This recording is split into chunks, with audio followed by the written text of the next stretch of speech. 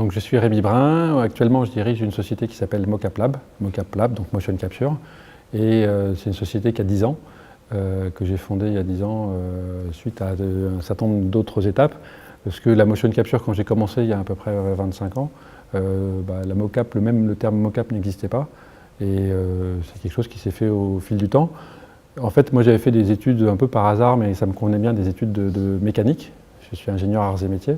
Et donc j'aimais bien le Lego, et puis mes parents m'ont dit va faire la mécanique.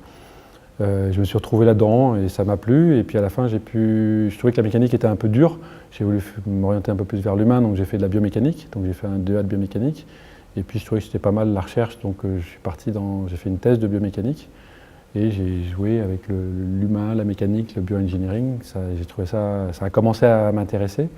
Même si mon sujet m'a éloigné de la mécanique pure et je me suis retrouvé à travailler avec les sourds et les malentendants et de la psycholinguistique, la psychoacoustique et je me suis rapproché un peu du psycho, quoi. Ça me plaisait bien. Et puis j'ai continué parce que dans la lancée des études, on suit parce qu'on est payé, parce qu'il y a un boulot. Mais je me suis retrouvé à 29 ans en me disant, j'étais dans une boîte et c'est très commercial et ça ne me plaisait pas. Donc je me suis dit, il faut enfin que je trouve le métier que je souhaite faire pour le reste de ma vie. J'ai pris donc une année sabbatique et puis j'ai laissé un peu les choses se passer d'elles-mêmes sans du tout savoir où ça allait me mener. Et puis j'avais 2 copains qui avaient fait une thèse de biomécanique pure avec de la motion capture qui m'ont dit tiens, on monte une boîte et est-ce que ça te parle? On va faire dans le jeu vidéo, le cinéma, mi-artistique, mi-scientifique, et j'avais toujours su que le côté un peu frontière entre l'art et la science c'était un truc qui m'intéressait. Et je suis parti monter la boîte avec eux. J'ai tout de suite adhéré, je me suis dit tiens, c'est sympa cette matière, le mouvement. Mais j'avais l'impression que tout le monde devait aimer le mouvement parce que moi j'aimais ça. Et il m'a fallu presque 2-3 ans pour me dire mais j'adore ça, je suis à l'aise, je suis comme un poisson dans l'eau et les autres non. Enfin je suis comme un musicien dans un truc de musique, moi j'étais un gars du mouvement dans un environnement de mouvement, donc j'étais super heureux, à l'aise. Et donc tout d'un coup je me suis dit mais c'est un nouveau métier et ça me va. Donc, mais c'était pas immédiat. Le plaisir était immédiat, mais le fait que je me rende compte que c'était atypique et que moi j'étais particulièrement à l'aise là-dedans.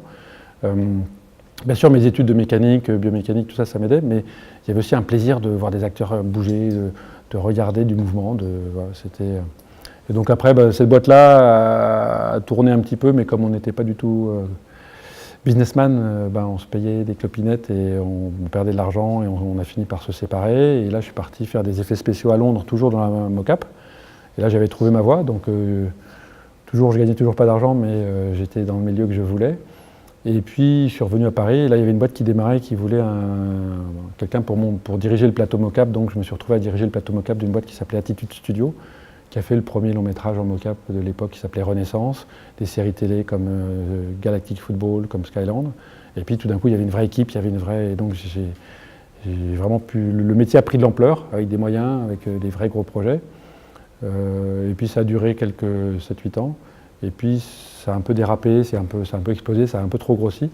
Et là, je me suis retrouvé à repenser ma carrière à ce moment-là, et je me suis dit, je vais essayer de monter une boîte entre la pratique, le business et la recherche. Et donc le terme Mocap Lab, la Mocap, le lab, un peu les deux parties qui m'intéressaient. J'ai monté ça il y a 10 ans. Je suis reparti comme une start-up à zéro dans un incubateur. Et là, la recherche française, enfin le soutien à la recherche en France, la BPI, Oseo et tout ça, nous ont apporté des subventions. Et de fil en aiguille, on est passé d'un tout seul dans un coin à une quinzaine de personnes maintenant, et à un plateau qui commence à avoir de la gueule. Enfin, qui commence à être ce que je voulais il y a 25 ans, et donc on commence à avoir un peu un vrai labo de recherche et de pratique de la mocap. Yeah.